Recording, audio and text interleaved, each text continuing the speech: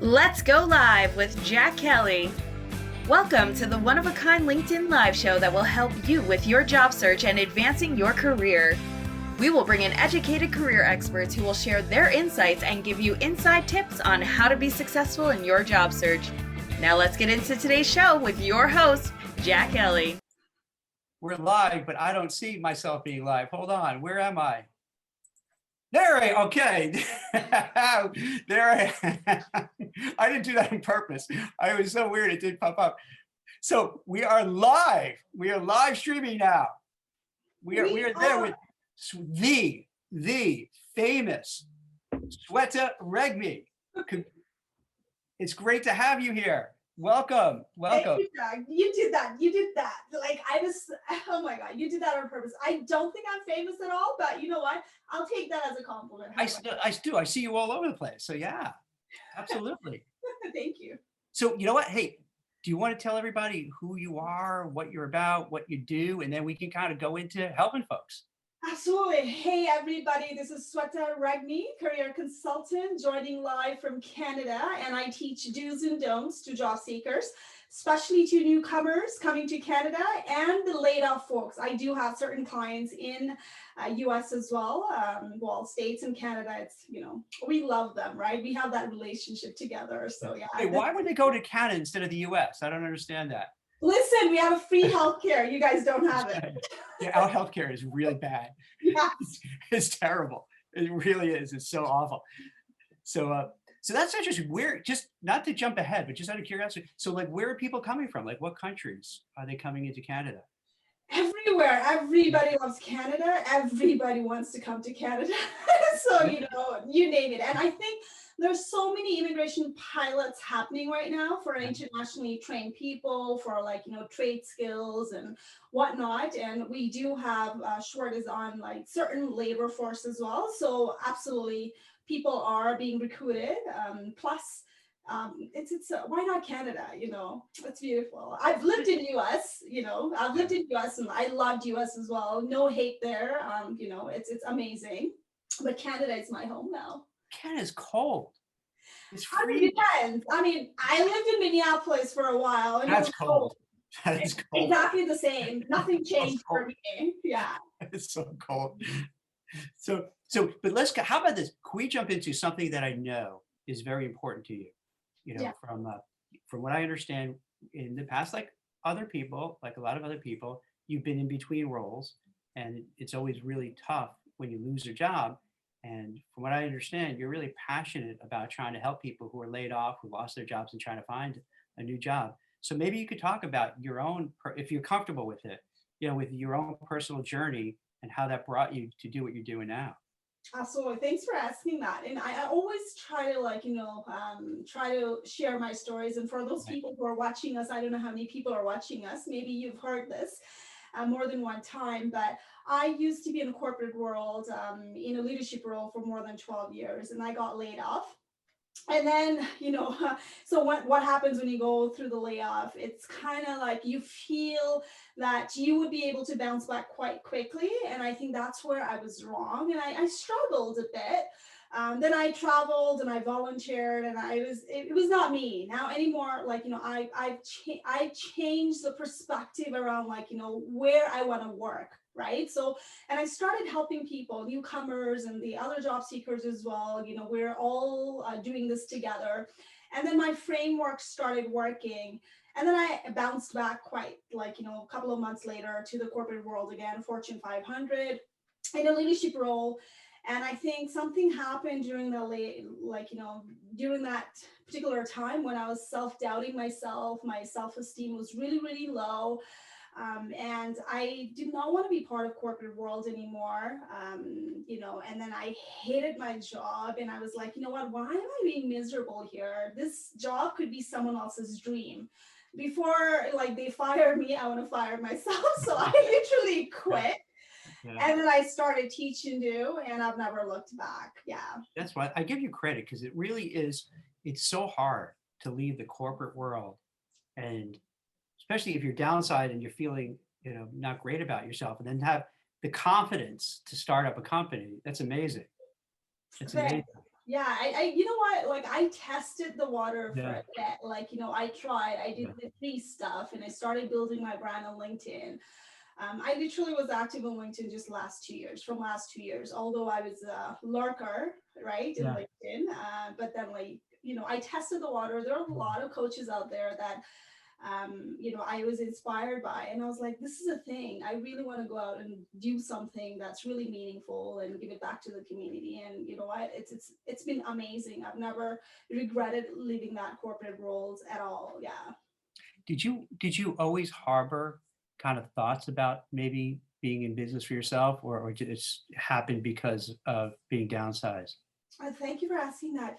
I've never ever thought that I would be an Yeah. entrepreneur someday. Everyone pretty much told me, like, I think you should have your own business. But I was like, what are you talking about? Like, I was so happy with whatever I was doing. I loved my job. I was traveling, I never thought that I could be Right. could be one of the entrepreneur. I could own my business. And second is I did not know what I wanted to do. And I never thought that I would be here today at all. It just happened that I was like, screw it. I just want to Yeah. do something meaningful. And I took a risk. I did have a job. Like I just quit. And then I was like, you know what? I'm just going to go through it and take a risk and go. And that happened right after that pandemic happened too. Now I give you credit because um, I did something similar. I don't know. I've always had a feeling. I always felt I wanted to have my own business. I'm not sure why or where that came from. And uh, fast forward, I was a partner at a search firm, and then you have different levels of partners, and you can be a partner and really not have a voice. And I decided, you know what, I want to run my own thing. And right about 9/11, so it was really a tough time. I launched, my executive search firm. So now we've been doing it for 20 years. And really, it probably one of the worst times in American history, one of the worst times in New York started because I figured, hey, you know what? It's so terrible. It can't get much worse. So if I start now, the odds are there's only upside. But for those who haven't made that pivot, it's so right. It's so much work, right? It's so much stress. It's so much agita, so much worry, so much anxiety, so much like just working around the clock to do it. But it's a lot of rewards. I mean, for people who are laid off, would you, knowing now that you made that move, would you recommend people doing it themselves? Like saying, hey, you know what? Heck with corporate America, corporate, Canada, just do your own thing? Absolutely. And you Yeah. know what? Everyone's different. And Yeah. just, when people told me before, why don't you start your own business, right? I honestly did not know that. I think the whole point was, how do you start? What do you do? Right. Yeah. And I think that was a challenging part for me. And then I realized that I've been helping. I mean, like I was a hiring manager. I knew how the interview works. I've scanned thousands of resumes. I've hired people and I've Yeah. coached newcomers for free for years. They got the referral. They got hired. And then I had to really step back and think, okay, I always had that thing. If I want to start my business, where do I want to go? Do I want to go and take a huge risk of not knowing anything and depending on the other? I didn't want to do that. So I wanted to do something which I already know 80% of the skills that I already knew. And then 20% would be like, just owning the business, building the website and everything. So I had to literally start from scratch. I was okay, but 20% was from scratch. 80% was all built based on my past experience and working with the people and side hustle and everything. So I highly recommend people to actually, start revisiting what can they offer if you wanted to start side hustle, probably just to test it out depending on your situations, and then go about seeing it if you want to do it, right? It's not for everybody, but you got to commit to it. I work more hours than I used to work, but I love it. I don't hate it. And part of the things that you do, I notice, is kind of the do's and don'ts.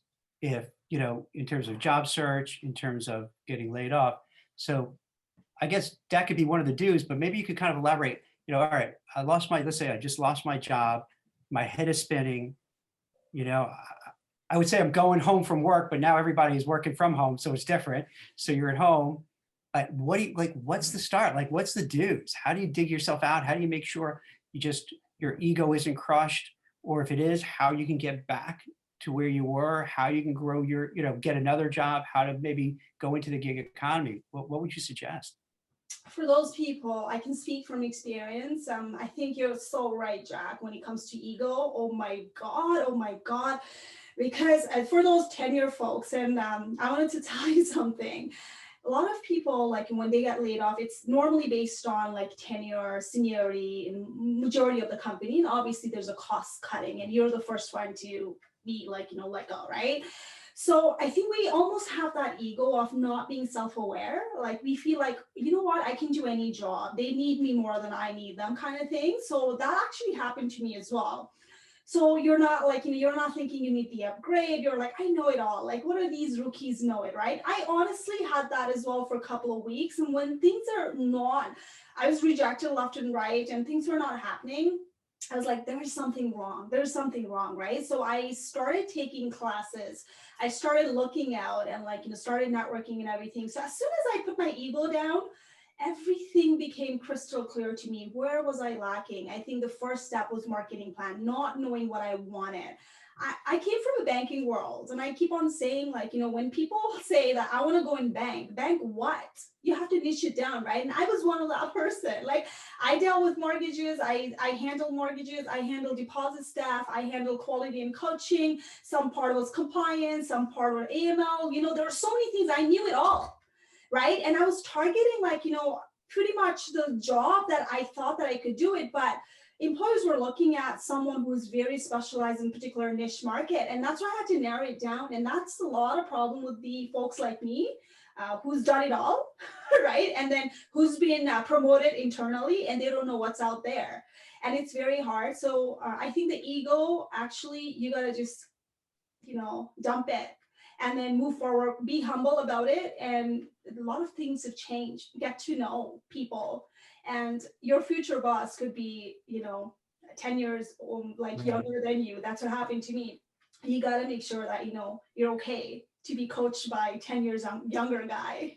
That was like, what just happened, So I think. Wait, did that happen to you? So like you had like this young pipsqueak who's telling you what to do kind of thing? You're like, what? Yeah, it happens and there's nothing wrong with it, right? And some companies, like I work with the Fortune 500 companies, and the program that we were all given as leadership was like, you were put through the training during the onboarding. Whenever someone was promoted, you had to go through certain trainings and everything. I came from that world. But then when I moved to the new city, the smaller city, the program, people are promoted in-house. Like if there were top sellers, they are like, treated as, okay, the person who's ready to be a leader. How do you work with those people who've never coached before? Now they're colleagues and they're trying to coach you. And how do you diplomatically not destroy the relationship, right? I learned a lot by actually, walking out of that workforce of like an ingrown house to the new workforce and new people. And honestly, I think that's where, are you forever employable, right? Like it's your attitude. That's what happens at the end of the day. It's not about experience. What do you bring in resume? It's how do you get along with the people? How do you get coached? Are you coachable? And I think I felt that as well, as a leader, experienced leader, being coached and being trained by like a new leadership team. So that's you give a lot of great information. So it sounds like a couple of things to unpack. One is that you have to maybe put aside your ego temporarily, and that you may have a ton of experience, but for some companies it might be not as valuable as others. So you have to kind of go through this a little bit humble, saying, all right, hey, I can't just kind of barge in there, particularly during a pandemic when things are tough. And I imagine up in Canada, just same thing here in the US, where there are jobs, but it's not easy. It's harder, it takes longer. So that it sounds like you really have to say, okay, I have to be, as you said, coachable, so that you can go into the interview and not be like, hey, I've done this for 30 years. I can come here and do it. And they're going to be like, no, Jack, we need you to do some other things. And that's it. But then also like with the ego, like just how do you help people getting, because here's what I find out, like both from recruiting and over the pandemic, I started Recruiter, which is kind of a platform to help people find jobs. And the biggest challenge I see with these people, Sweta, is they just feel so down on themselves. They're just so down on themselves, so that what happens when they actually start going out and interviewing, they don't do well because they feel negative, they feel bad about themselves, maybe a little bitter And then when let's say that I'm interviewing you and I come across that way, you're going to say, hey, thanks, but no thanks. Let me move on. Like, do you help people that, like, how to overcome that? Yeah, it's, there's a thin line between, Yeah. being a counselor and coach. So when I'm literally like, doing the discovery call, I kind of get the sense of it, if people have healed or not. So, and that's a great point you bring in. And I think healing process is completely something that it's totally dependent on you, your personal situations. I've seen some people have not healed for months or years, and that comes out later on. And I think it took me a while to heal. It was not a shocking layoff for me, although I was kind of like thinking of exiting myself out from there. I was bored already, right? But it still took me time to heal. And that why me keeps on coming back. And as soon as you're ready to actually close that chapter, it's not personal, it was business, that's fine. And maybe perhaps it was a blessing in disguise. For me, it was. Back probably a couple of years ago, I would not have thought about, okay, well, you know what, it's probably going to be blessing in disguise. But when I look back, I'm like, thank God I was laid off. I learned so much because I worked with the company for more than like 15 years. I did not know outside world at all, right? And I started to know, right? So the healing process is something that people really have to think it through. As soon as you try to like control that emotions, it is going to come out. And I've had people crying on the phone, crying on the phone. Like, we are talking about executive, we're talking about senior leadership team. Like, they're laid off and they're bitter and they're like, oh, BS. Like, you can literally hear them, like, they're so bitter, right? Yeah. It's okay to be bitter, but like at one point you got to close that chapter on, move on. It's going to come out. And I think I literally asked them, I said, are you healed? Are you healed? Are you ready to take on this investment? Are we ready to move on forward now, right? And that's when self-doubt and self-esteem, everything gets, okay, let's take a look at it. Let's do the SWOT analysis on you and see, right? And stuff like that, right? My situation was the same way too. Healing is the most important thing. If you want to, you can go get the counselor who can help you with the mental health. A lot of people go in depression. I have client when they were doing the job search, laid off client, they go on to the depression. They're on a med now, right? But you got to go get help. That's the whole thing. Yeah. One of the things I love what you just said is that sometimes you look back and then you say that was the best thing that happened to me. While you're in the middle of this happening and you lose your job, your identity is so wrapped up with your job. But then maybe a year, 2 years, 5 years go by and you look back and say, you know what? It was the best thing that happened, because like in your case, all right, you're doing something for 15 years. You may spend another 15 years and then you would regret, like, why didn't I take a chance to do something else? So it kind of pushes you out the door to do it.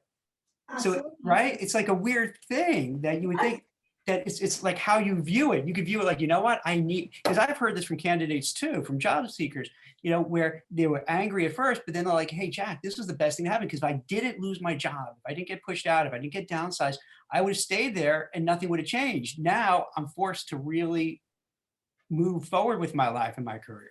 Absolutely, you're so right. And I think I was on that level as well, too comfortable, because you have the whole vacation package, you have a perk, and you don't want to lose that, because now you have to restart everything. And you're kind of like, thinking, you know what, I'm comfortable in this role. I can get away with probably get away with so many things on this role, versus like when you go on to the different role, then you literally have to bring your brand together. People don't know you. It would take you 10 years to build your brand again, right? So I think, and you're right, I could have done it better. They could have kicked me out before. They could have eliminated my role before. Like I would, maybe. It's, everything happens for a reason, honestly. That's what I believe in. See, that's a good, it's so, I always wonder, when people say that, did it happen for a reason, or do you make it, do you make it a reason? I don't know if I made it make sense with that. Like, okay, is it kind of, karma, or is it more of, okay, this happened, but because this happened, now I got that drive, that motivation, that energy. I'm gonna, you know what? And this might sound crazy, but then sometimes you could take that anger and channel into energy. Like, all right, you know what? You don't like me at this company. You're going to see what I'm going to do. You know what I mean? And it just lights a fire underneath you to make something happen. Some people need that kick out, right? Hell yeah, absolutely. Right. Sometimes you need that. Sometimes you need that push. that you need that cold shower, you need that wake up call to say, oh my God, what am I doing with my life? And well, now you got to do it. Now you got to make something happen. In your case, you started a business, which is fantastic. Someone else may say, all right, I'm going to go to another bank. Let's say you, instead of going to business, I'll go to a fintech, I'll go to whatever. But part of the do's and don'ts, what would you say? Like, would do's be sending out applications and resumes, or will do's be trying to find people at the company? What do you recommend to people, like on the to-do checklist? Do checklist. I mean, like, especially for this applies to everybody, like, anyone who's looking for a job market. The first step is to identify what you want, and that's where a lot of people are challenged with it. And I still work with the clients who are not clear on their path itself. And I don't blame them, because nobody, like university and everybody, like, they don't teach you that, right? Like, you're expected to go out there and then like search for the job. You don't even know what you want. You've done the business admin, you've done the MBA, but you don't know how to sell yourself in a resume, right? I deal with the people in marketing. They're good at, like, they're A+, but they don't know how to market themselves on the paper, right? So then you got to go out there and see what you want first before you go out, because if that is not clear, then the resume is not going to be clear. You're not going to be communicated well enough. And then it's not going to come out in an interview, because when you're clear on what you want, when you're doing networking, what's going to be your elevator pitch? I was not clear on that. It was like, oh, I can do this, I can do this, I can do this, right? But like, you know what, when I had to refocus myself on what do I want to do, I became extremely clear, and I had the script, I used it, it worked. So it applies to everything. And apply online. That's a last resort, right? But I think everything I got was based on my networking skills, and I had to start from the scratch. I moved to the new city, right? And I think if you're an introvert, there's nothing wrong with it. There is a way to network as well, right? And a lot of people think that, okay, introverts are very bad at networking. To be honest, they're the amazing people to networking. You know why? Because they're very good at listening. And that's what the networking is all about. You like 80-20 rule. I don't know if you've heard it. It's a coaching rule as well from where I come from. 80-20 rule is the must, because as an introvert, you're just talking 20%, asking questions, and 80% of the time you're letting other people talk. So when people walk out, it's like, wow, that guy was a great listener. They already like you, right? So, and networking is the key, honestly. And then referral is huge, huge in Canada. They get paid for referring the right people as well, right? Like, get on it. And I don't want to talk about hidden job market. And I know there's a compliance issue. I fully feel like, there is a hidden job market, but not the way that it's been on the social media. People have to post for a job. Don't believe in that hype. Like, if you want to work for Fortune 500, listen, they have to follow the compliance. They have to post. There's no hidden job market out there. But you can put your name forward by building the relationship, so you are a preferred candidate, right? So you got to be on their face. So, and when you say that, that means you want to find people who, let's say, let's say you're going to stay in banking. You're going to like, okay, who's at RBC, who's at CIBC bank, who I know, or I know someone who knows, who could get my resume in the right, in front of the right person. So this way I'm not just another resume, I'm an actual person, and I come highly recommended. Is that what you mean by? Absolutely. And for you, right? Like Jack, like you do the recruiting for, the compliance and executive and everything, right? So like, you don't work with everybody. So I always tell people like, okay, well, stop reaching out to everybody, every recruiter. You got to find out the niche market that works for you. Not everybody knows. Right. You want to work with some people who knows what they're doing too, right? Just because you're a recruiter, that doesn't mean that you're very good at IT. You know the lingo, you know the jargon and industry word and everything, right? So people need to match that niche with their match as well. And that's where people go wrong. They just splash it. They just register everywhere. They're a recruiter, like Kelly Services and everybody, like, in there, it's in US as well. They have a special sections for a particular niche as well. So find out those niche and match yourself with them, right? So that's really great practical actionable advice. So to go back to when you're saying about the elevator pitch, I can't agree with you more. There's so many people that I've spoken with, when I ask them, hey, tell me about yourself, they can't really give like a 30-second, 40-second, here's what I do, hey, I'm an executive recruiter, I place compliance, legal risk people on Wall Street, and just have it right out there, where they'll start going back to kindergarten, or they'll go back to well, I started working with a paper route, in 1973, and you're like, oh my God, this person's going to go on now for an hour. And you're talking about these experienced people, right? And I work with a lot of newcomers, and poor them, right? They talk about their family. I live right there. I can drive. Like, the personal information getting in there. It's like, whoa, stop, right? Right. It's like, so I'm glad that you brought it up, because I think a lot of people don't understand when they say, hey, tell me about yourself. What do? You really just want to go into, they don't care. Like, what your dopey hobbies are. They don't care what TV shows you watch on Netflix. They care, okay, Jack, do you have the skills that we're looking to hire for? And tell me those skills, tell me those attributes, those abilities, so then we know, hey, you're a fit or not. That's really what they want, right? And that's so many people don't kind of get that, weirdly enough, right? And we don't, nobody teaches them, right? Let's be very real, like in university, colleges, I look at the way it's been taught. The textbooks are the same from years ago, right? Nobody teaches, this is how you talk to the employer. Like, tell me about yourself. When was the last time you actually went to college, and when you started to recruit? I've done the recruitment in colleges and university as well. The way they come in, they know there's a career fair going on, right? Like, it's, wow, you knew the employer is going to be here. You knew that I'm going to be talking to you. I'm a hiring manager, but you're not prepared. You know what? It's not you. Colleges are not telling you. The colleges know that I'm going to be coming here. You hit a sore spot, because it's like malpractice on the part of the universities. Every summer I would have paid interns come in. I figured pay it back, give people a chance to learn stuff. I got to tell you, it's shocking. These people come from really good institutions, good, top colleges and universities. They can't make, and this is pre-COVID. So, you come in, sounds crazy. You actually come in and people face to face in real life. So they wouldn't know how to look you in the eyes. They wouldn't be able to shake your hand. If you say, you could ask them just, what are you looking to do with your career? And I'm like, why? You're paying, no exaggeration, I don't know how much it is in Canada, but the tuition here in the US is ridiculous. It can be $20, $30, $40, $60,000 a year. Same here. And they can't even teach them, okay, here's how you go in, you shake someone's hand, you look them in the eyes, you hand the resume over, you tell them what you want to do.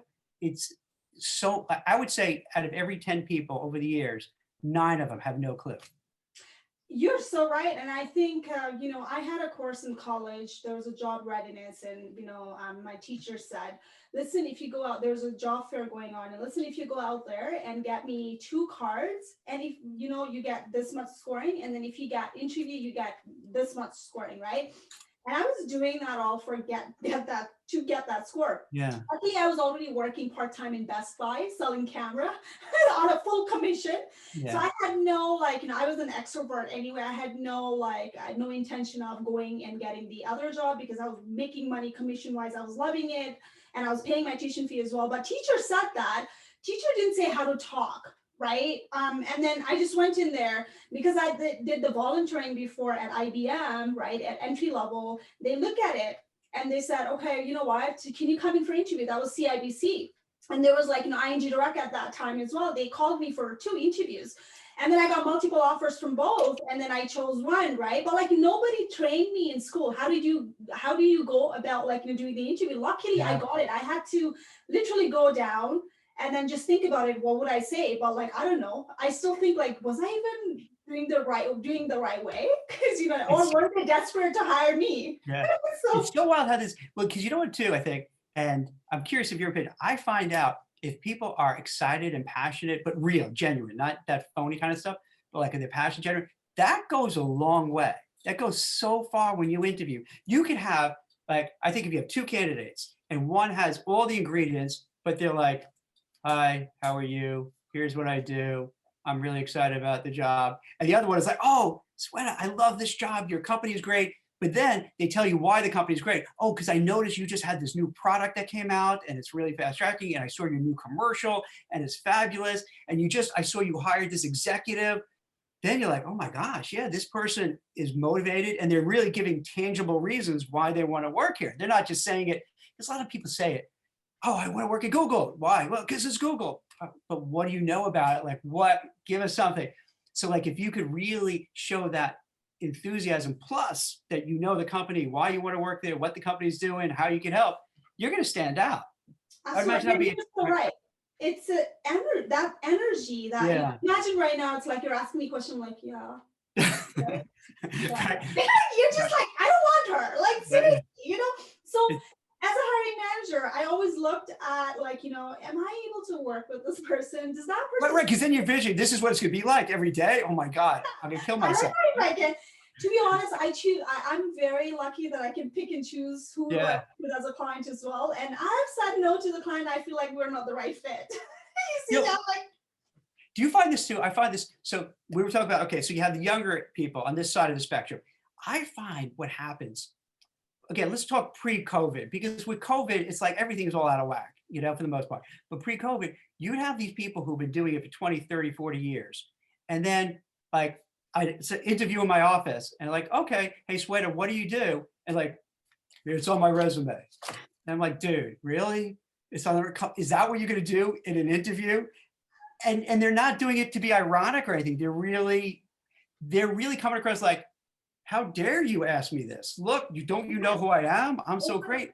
And it's the opposite, like, well, that is the biggest turnoff. Like, what is wrong with you? Why would anyone hire you with that attitude? Thank you. Thank you. I get that those clients sometimes.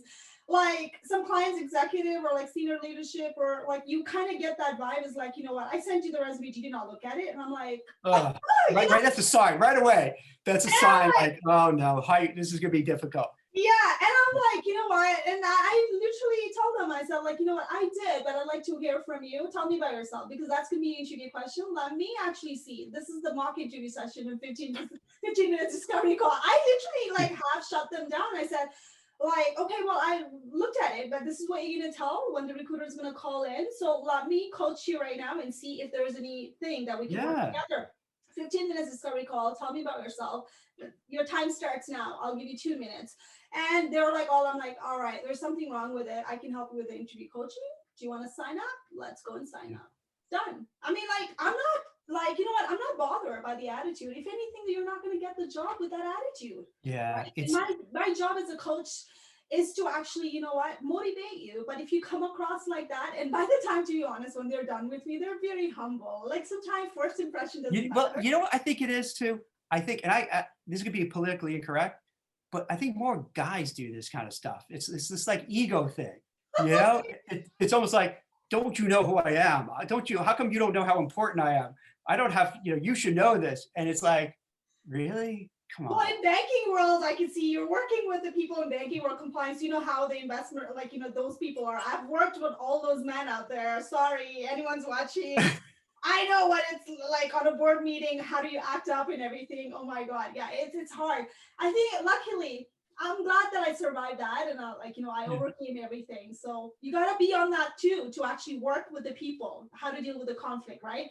You cannot expect everything as like, oh, this is lovely. You're going to have people that you're going to have a hard time dealing with it. How do you deal with it matters, right? So it shows you. There's always a learning lesson from meeting people like that. What are some other don'ts that you would say, like some don'ts that you shouldn't do? That's like that they may not even realize they're making this big mistake, but they do. For job seekers, I think, honestly, being entitled, you know what, I have 10 years of experience and I deserve this job. Yeah. It's that's a big one. And I think it's not only, it applied to me as well, right? Like you come with that hat on, like, you know what, I have 10 years of experience in this industry. I think they need me. And that almost feels like, you know what, you're entitled. Like, you know what, employers hire whoever they want to hire. Just because you have 10 years of experience, that does not mean that you deserve the job. It's the attitude. That's what it matters, I think. So tame it down a bit. Yeah. I have certifications, PMP. I have like A+. I graduated with the honors. You know what? That doesn't mean a shit. I'm sorry. That doesn't mean a shit. Yeah. What matters is like, how humble are you? Are you able to go back to the workforce and deliver, right? You can put that degree and honors course and certificates on the wall, and let's focus on, are you able to do the job? Yeah. So it's also probably a little bit of a combination where you want to be able to express yourself, what you do, what you've done, how you contribute, how you can make an impact, but at the same time, not really be arrogant about it and not being pushy about it and not just coming across as like, I deserve this, because I'm here, you should give me the job, which turns people off, right? Exactly. What do you think, Jack? I have a question for you. I'll put you on the spot. What do you think about people actually doing, presenting the deck or something, solving the pain before they even go, like, to build the networking, right? What do you think about that? I know some few folks like, why should I do it? They need to pay. Some folks like, I'm willing to do whatever it takes because I want to land the job. What are your take on it as a recruiter? Wait, I'm sorry, that pay for what? I'm not So sure. let's say you want to put the deck together and say, in banking industry, AML, they want to go in there, a particular bank, they wanted to go in there. And then they're like, you know what, there's something wrong with the process. I've gone through it. I've done the survey and everything. You know what, this is what it is, the feedback. And like, you know what, I'm willing to go and, provide you the solutions, right? Kind of like deck. I teach my client, right? Right. Some clients are very like, I'm not going to do this. They need to pay me for it. And some clients like, oh my God, I'll do this, whatever. Oh, you mean like, I'm sorry. So like, you mean where they're actually like ask you to do things before you come, part of the interview process, whatever it is. Yeah, like, there's a difference. There's a side that, some employers, they want you to like, go through that process as part of the interview process, presentations, like how do you on B2B, that happens a lot in B2B. How would you approach another one, right? How do you get the business? That happens a lot. But like, I'm talking about as a job seeker, you want to get into that, the field or market, and you feel like, you know what, I'm going to go and make a mini project out of it. And I'm going to survey and like research and everything. I'm going to take the pain out and I'm going to provide them a solution as well, right? Like, some people feel like, I don't think you should do that. They should pay you for it. Some people are like, I'll do it. So what is your take on that? Say this, it's a lot of it is you got to play the game, in my opinion. A lot of this is a game. And are you going to have some companies that are jerks and make you jump through all these hoops? Yeah. And you got to make it like a decision.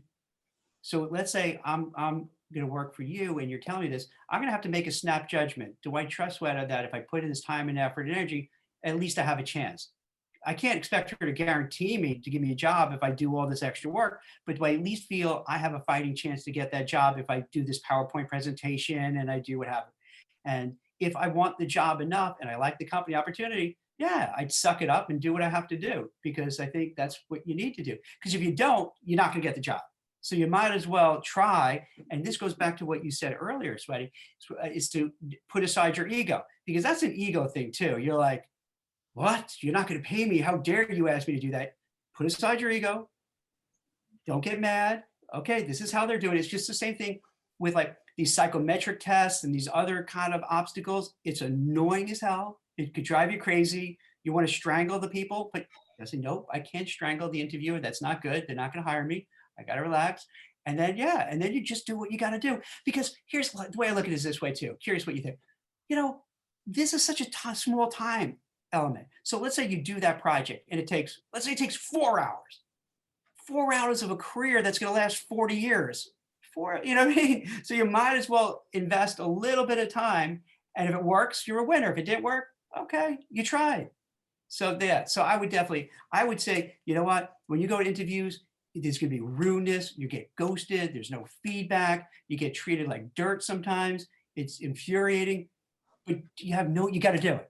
You know what I mean? You have no choice. You got to play the game. You got to do it. You got to suck it up. You got to be strong. You have to have thick skin, and you can't give up. And you got to keep moving forward no matter what. So if it's jumping through this hoop, yes, ma'am, I'm going to do it. Yes, sir, I'm going to do it, because the goal is you want to get that job. And then once you get the job, you know what? Then you could be in a certain spot as an executive, and you could say, hey, everybody beneath me who are doing this, don't do this anymore. It's rude to people. Stop it. And then you get a position to change it. So that would be how I would look at it, if that makes sense. Absolutely. It's go with the gut feeling, and you know what? Do whatever it takes if you really want that job, right? If you put that ego beside, like, it's going to take me 4 hours, I'm not going to do it.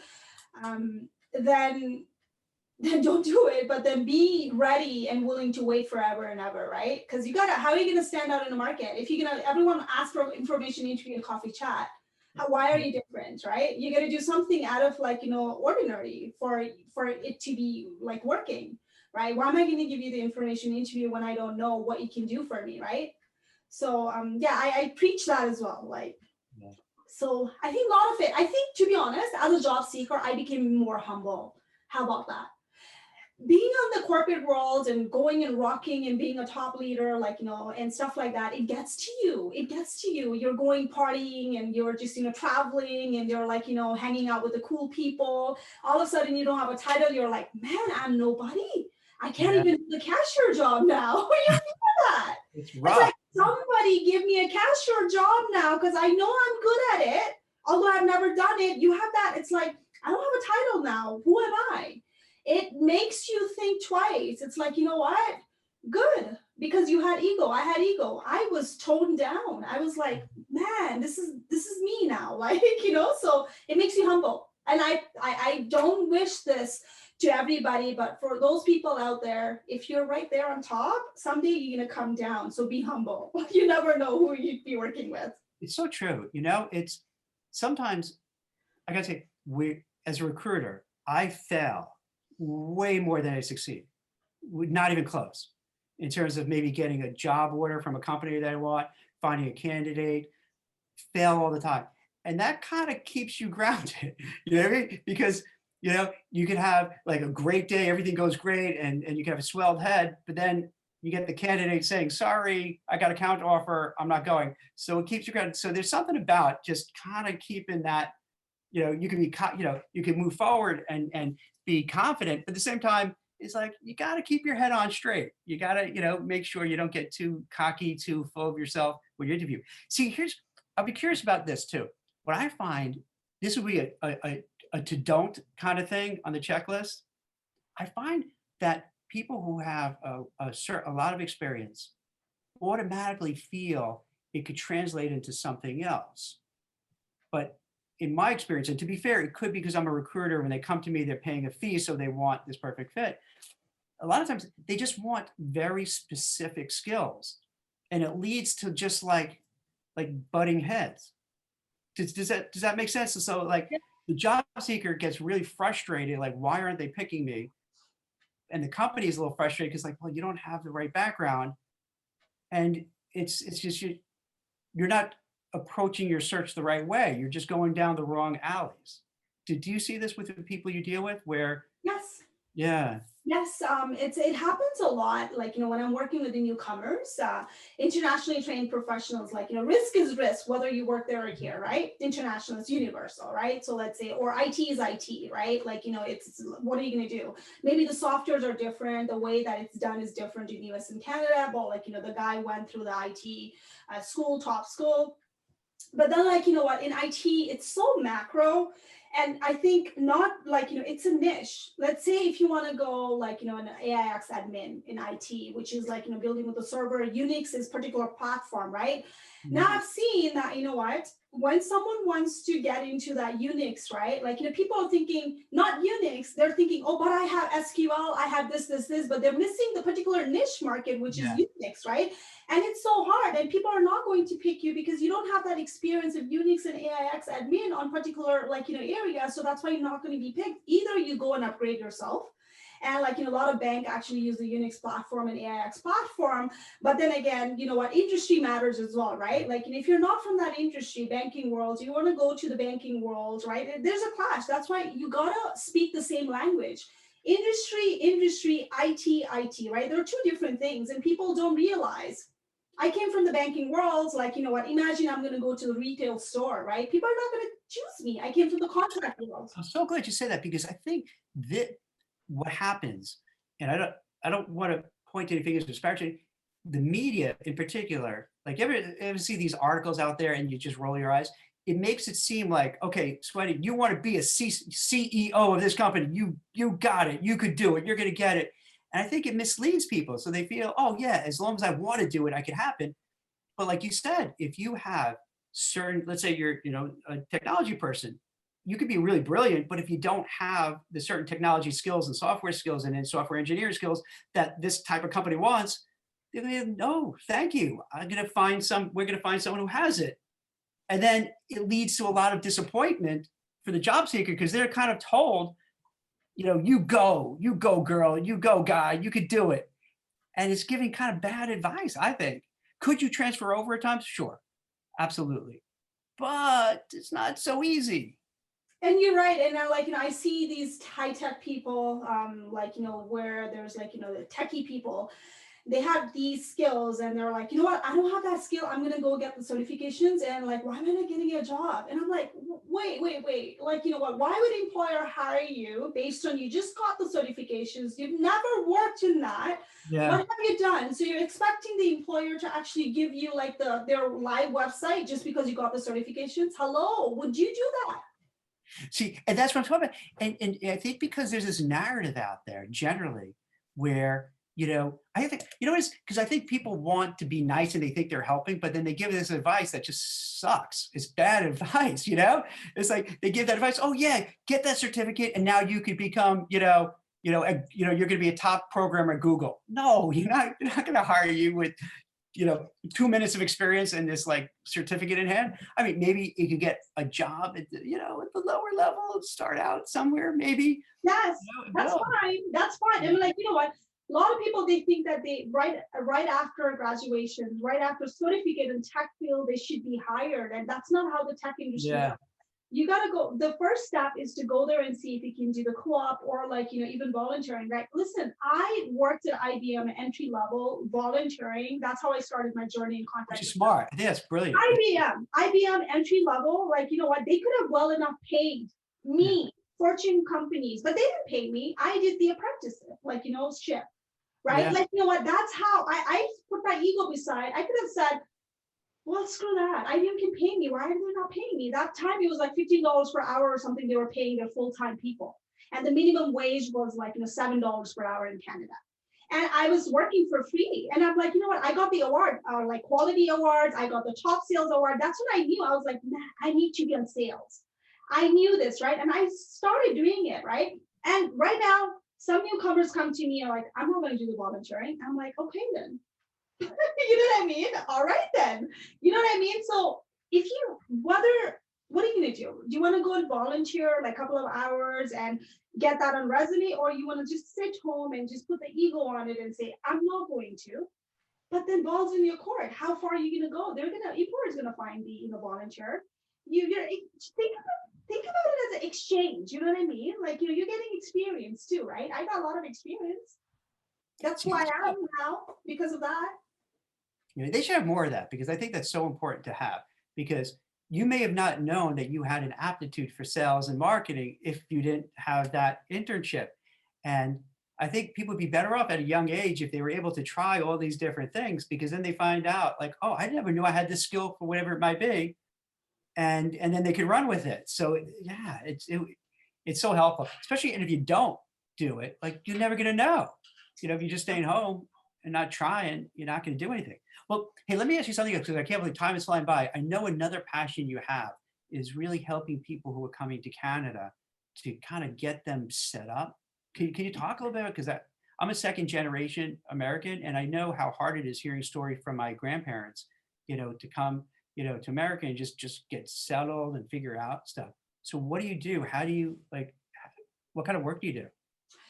I mean, so basically when they come in, when they they should be legally entitled to work in Canada. So once they land in, a lot of people, they reach out to me before they land in. So they all know me pretty much from referral or like LinkedIn. So they come to me, and then I pick and choose where I can help, right? I don't work with everybody. So I would pick, and then I would say, okay, well, you're the right fit, like, and then I try to see how I can help them, right?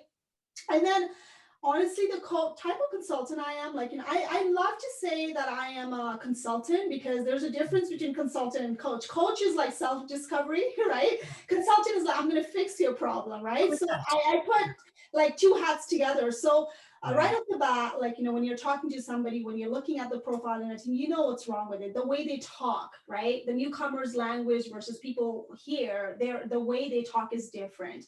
The languages and jargon they use back home is completely different from, like, the job market here, right? So I walk them through all of it. What is Canadian experience like? Because I've hired people like them, newcomers, right? What are the challenges I have to deal with it as a, from my direct reports as a newcomer, right? Because I've been coaching newcomers for years. So I pass all those knowledge, and I think it's culture. Cultural shock. And to be honest, I don't blame them, because I had no idea what people do in Halloween for a couple of years. I was like left out at like, corporate world, like everyone's dressing up. Like we never celebrated Halloween back in Nepal, right? That's where I'm from. So people are dressing up and I'm like what is this? Is nuts. And like whole office is decorated and I'm like, what the hell's going on, right? And then like, when I'm walking down the street, back in time, I was living in condominium, right? And then you don't actually literally get to see like, the pumpkins and everything in condominium, but like you kind of see the decorations, right? And I'm like, what's going on? What do they actually do? And I could care less. And I think we as a newcomer, like, what? I think you kind of hang out with the same type of people and you tend to miss so much of Canadian culture or wherever you go. So I think that's when I started to like literally change the style. Like, I'm not going to hang out with the people that I know. From now on, I'm going to hang out with the people I don't know. How about that, right? So, and then I started learning. So I teach all of that in my classes. How do you go about adjusting to the new culture? And when I was in the US, when I was not working, I learned the lingo. I was 20 years old when I moved to US right after my marriage. And like all day, what do? Watch Seinfeld, Friends, like Jerry Springer, Maury shows and everything. That's how I learned the lingo. That's wild. That's so wild. I'm just trying to think when you tell that story, I can't imagine, let's say you come to this country and you're walking down the street and you see skeletons and you see ghosts and you're like, what is going on here? You must be like, what did I get myself into? This is crazy. I feel like every time when clients are closed, when I'm dealing with the clients, when they're landing around like September or something, when I'm working with, hey, do you know what Halloween is? I want you to go and do the research. Do you know what's a Thanksgiving? What do you do? Like, what? That's a part of culture because in corporate culture, everyone talks about, hey, what about turkey? Like, cranberry is in, like, it's like, you don't know anything about that culture, but listen, you're a new country. Yes, you can continue with the culture you have. We're not telling you to leave that, celebrate that. Canada is very diverse, but how about we get to know people, right? Like the culture too. And I think you can are more behind. Now, if you mind, so where do they come from? All over the world, or they come from certain places? Everywhere. Yeah, I have a lot of clients from like, India, Pakistan, Dubai, from community as well, from Nepal as well. I've started getting from community. So yeah, a lot of clients I work with are from Dubai, apparently, I don't know. So I get a lot of people from Dubai, India, and Pakistan, Bangladesh, South Asian country. Yeah. That must be fun, right? You get all these different types of people from all these different cultures. And oh my God, yes, it is so much fun to work with them. Like you get to mold them and like, they're so humble. Like when they get the offer later on, it's like, when they have a self-doubt, when somebody tells them like, listen, you have to work in the factory. And then when they get the job of like, what they were working before, and when they get it, they can't believe themselves. They're like, I cannot believe it. I got this job. I didn't do anything. I just coached them, provided them directions. But at the end of the day, they're the one, they went out and did it for themselves, right? Does that happen a lot where they come, let's say, I'll make this up, like a brilliant scientist, but for whatever reason, they don't have the right degrees here, in Canada, and then they have to start at the bottom and just kind of work their way up, or did some of them could come right in and pick up where they left off? Or it's a little bit of everything. Like, and I think US and Canada is the same when it comes to regulated industry. Like, there's no way, like, if people are going to hire you if you don't have that, like, particular regulated, like, the certifications or like, license or something. It's the same way. But people at the executive level is something that they're having tough time because they're working as an executive senior manager or something like that back home. And I've seen them working in like, the entry level here and they don't mind doing it, but like the self-doubt kicks in. It's like, you work so hard. And I think, and I bring it up, I'm very passionate about it. Like, I bring it up. The immigration is really good in Canada. People are immigrating, like, there are a lot of pilots going on, like the same kind of score gets you the PR in Canada, but like, there's a gap between employers and the immigration, because if the score gets you based on you actually, having that experience for so many years, actually, because of that, you're in Canada, you're selected, there's no reason for you to not get hired by employer. The right hand is not talking to the left hand, and that's a problem, and you're still asking for Canadian experience. And that happened to my hubby. He worked, like, he's in IT field in US. He went to school there. Here we are thinking, how are we going to find the job right away? But he had a problem. And me and him, we work in the same factory together. Can you believe that? At night? Factory. And there are a lot of people, engineer and everybody from China, India, and Pakistan working together. It's like, hey, engineers, right? Like they're working in the factory. We've done that all, right? And we've done the survival work. And then luckily he got the job later on at IBM, and then that was a start with it, right? So not everyone's gonna get that, right? So people are still struggling, and I think there's a problem that this is the problem, that it's ongoing problem. We got to be better at it. I don't know how is it in US. I remember as a kid where I grew up in Brooklyn, but before Brooklyn became hipster, it was like, it wasn't a really great neighborhood. And there was a lot of Russian immigrants who came there. And if you talk to a lot of them, were really angry because there would be, and I'm saying this, and I'm not saying this to make fun or tease or anything, that I would hear this kind of story. Back in my country, I was doing this, and now I'm here in America and I do this. And they were you could tell they were so hurt and angry that they were so accomplished. But then when they came here, they were just overlooked. And yeah, it was kind of heartbreaking because they weren't just saying that they had these, great degrees and background experience, but just couldn't find a way to make it work. And now that was a long time ago, so things have changed a lot. But here's another thing too, Sweta. I wonder what you think about this too. I think it's important. Like I'll talk to my kids about this because they're in college, and you need the same way you say when people come from another country, they have to kind of understand the culture. I think it's also important for people who are looking for a job, advancing their career, that have like a certain baseline that you could have conversations across the board. So I like what you said before, like you kind of try to deal with people at all different levels, all different walks of life. I do the same thing. Like I'll talk to a CEO the same way I'll talk to the janitor. And not because I'm a nice guy, but I'm generally curious about what they do. And I like meeting people and hearing their stories. But it helps you kind of understand what's happening.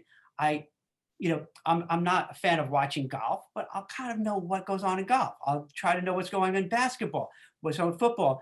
I don't really care that Kim Kardashian and Kanye West are divorcing, but I think I should know that because in the business world, when you have these conversations, you want to kind of come across like, all right, you know what's going on. You are so right. And that's exactly what I did. And such a great point. And I tell my clients too. So every time, like I was not a fan of NBA or Vikings, football, right? And then people are like talking about, hey, did you watch this? These people are playing and like Vikings and everything. And then I'm like, okay, well, NBA is coming up, Kobe Bryant, I didn't even know. And then I started watching the highlights. So, you know what? I was going to say that. That's the trick. That's what I would do. Because when I was younger, I would love, playing sports, watching sports. As I get older, I was like, wait a minute, I'm rooting for like one guy who's making $100 million versus another guy who's making $500 million. What am I, an idiot? I don't care. They're not rooting for me. They're not rooting for me. I'm not rooting for them. But anyway, I know it's important when you have these conversations and meetings and you want to know. So ESPN highlights, I watch the highlights, even I'm so sick of politics, but still I'll tune in just to know, all right, what's happening. So if it comes up, I don't seem like an idiot that I don't know what's going on. You gotta do it. That's how people talk in the corporate world. That's a culture. You sit down in the meeting starts, it doesn't start right away. 2 minutes ago, like, hey, last night, do you watch the hockey game? Like in Canada, hockey is huge. Oh man, NBA at that time, like Kobe, man. I was like, oh my God, I gotta get on this. I would tape it back then. I would tape it and I would come home and watch it. So I'm prepared for tomorrow, right? I'm like, oh, you're a girl who like a homework assignment. Men, they kind of feel like, oh, you watch basketball, and all of a sudden these men are talking to me. Now they're like, oh, now I can talk to you, right? So you got to do what you're gonna do. What are you gonna do? And this goes back to what we said earlier in the conversation. A lot of this is like a game. Like this is the game. Like, you know what? If you're in a meeting and they're all talking about, whether hockey or basketball, whatever, you want to at least have enough that you could kind of contribute. And like, oh, okay, cool, okay, now you're in the club. You know what I mean? Now you're part of it. And then people then they'll see you in the hallway. Hey, did you watch that game last night? And you're like, yeah, even though you didn't. So funny. Oh my God. Absolutely. And you know what?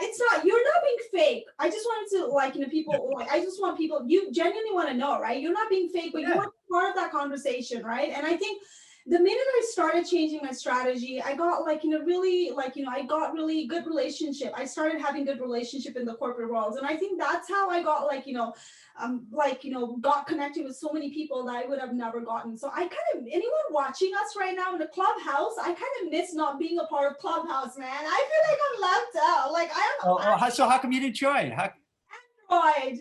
I'm not an iPhone lady, so that's why. Yeah, I can't. You can get like, I guess, an iPad or something. Just I'm on there, but I haven't really found a group that makes sense for me. So I don't know. Look, my mic was all the way over there, so I don't even know. Are people watching us? So I don't know. Is there even any question? We're almost done, Jack. Oh no, you notice what I should have said. Like when I try to do something different, I know a lot of other people like yourself. You have the questions with the audience. I get too distracted. So what we do is this. I focus on the guests. And then when we edit it, clean it up, we repost it on social media. Then we can kind of come back for questions, because otherwise it's, to me, I lose. Like I think we had a really good back and forth, and we got a lot. You gave a lot of great advice. Okay, I'm seeing we're at least live. That's what it matters. Imagine we're just talking to ourselves. I'm just looking at it right now. Now, see, I like to do it different, because I respect the fact people who really, feed off of, the audience, and that's fun. But everyone's different. For me, for me, it's easier to be a host when I'm just talking to one person and letting her give it, all the information, than get distracted. It works both ways. So this is good. I like it, so we can focus on that too. Not just comments here, probably. Yeah, because then also sometimes you get comments that you don't really want to talk about because it's not adding to the story. It gets you off route. It gets you take like a it gets the direction like, wait, no, that's not what we're doing. So yeah. That's good. I'm honored that you're fully focusing on me, like my as a guest. I'm honored. Yeah. My play, because I think that's important. You know what I mean? Like, because the reason I feel like someone like yourself, you have a lot of value to offer. You have a unique perspective on things. We all have our own specific way we view the world and our jobs.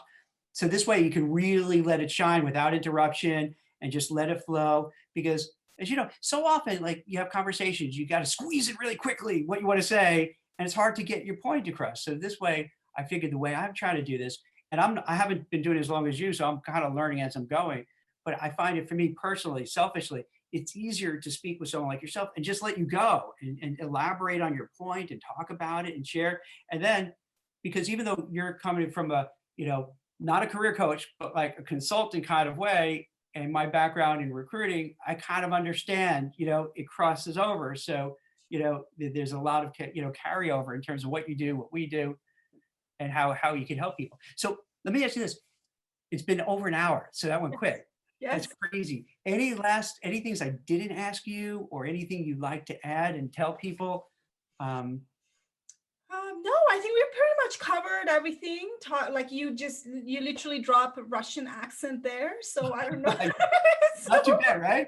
Yeah. I don't want to even do worse, because I don't want to think people are making fun of them. But it was just so common. It was so common when I was a kid.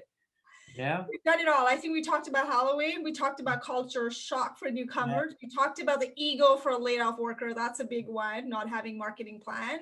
Are you coachable? I think we've covered like so much. Right? A lot of ground. And see, the beauty of what I view the way I do it is that then we'll post it again on social media. So then people can watch it at their leisure. They could scroll through it. The points that they, like, there's always that point where they're like, oh my God, that's what I do. You know what I mean? Where they have that moment of, oh, you know what I mean? And then like they realize either A, they'll get mad at us for kind of pointing it out, or B, they're like, oh, I do. That's how I come across. I'm not supposed to.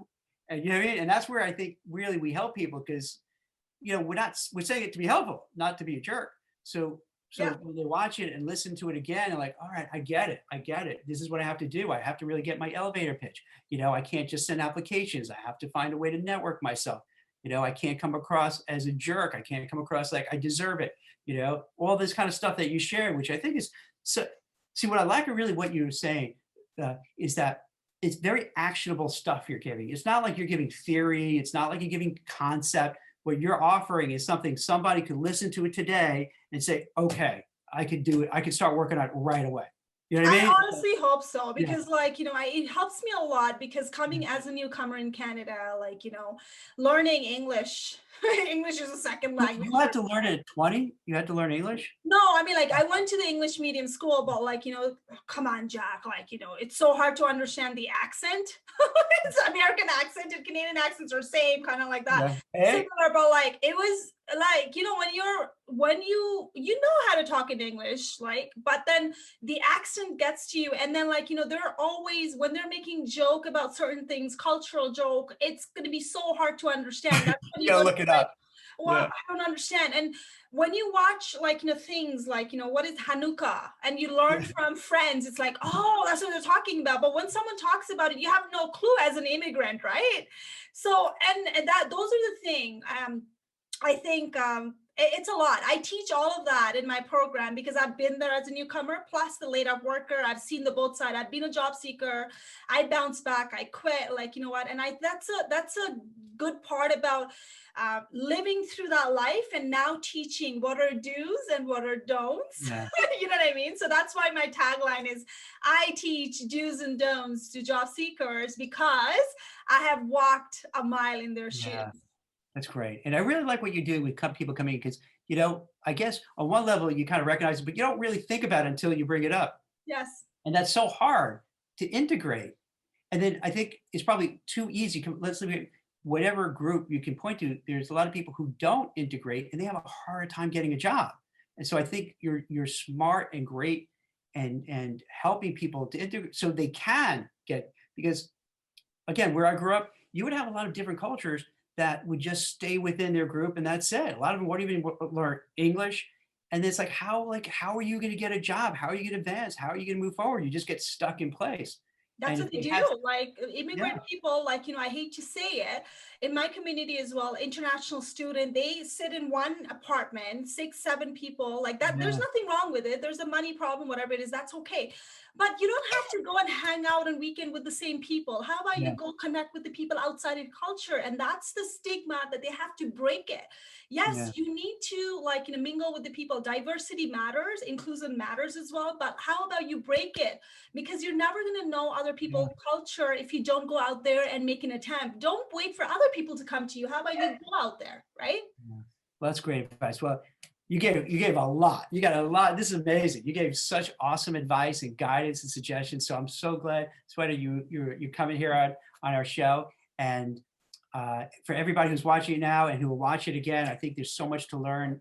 And I really think in particular, helping people come here, that's such a smart thing. And it's shocking that you don't hear more of that. And I'm really glad you do that. And I think it's so helpful. I think the people who you're really making a big difference in their lives. I think you're changing their lives for the better. That, if they didn't meet you, they'd probably be nowhere near where they are now, because it's so hard. It's so hard to come to a new place and then learn the language, the culture, and get integrated. So that's brilliant. So good for you. Thank you. And that's what we do as a coach and consultant. And I'm pretty sure you've helped thousands of people as well, right? So I think that's where we draw the line of it. They all know, but they don't know how to do it. And that's where we come in and help them out. But thank you so much for inviting me back today. And it's a pleasure meeting you. Excellent. Well, thanks. Thank you so much. Have a great day. Bye-bye. Take care. Bye. Hope you enjoyed this episode of the WeCruiter podcast. If you want to check out other great content from WeCruiter, make sure to visit us at wecruiter.io. That's WECRUITR.io. We offer tons of great resources for job seekers and professionals, so make sure to check us out today.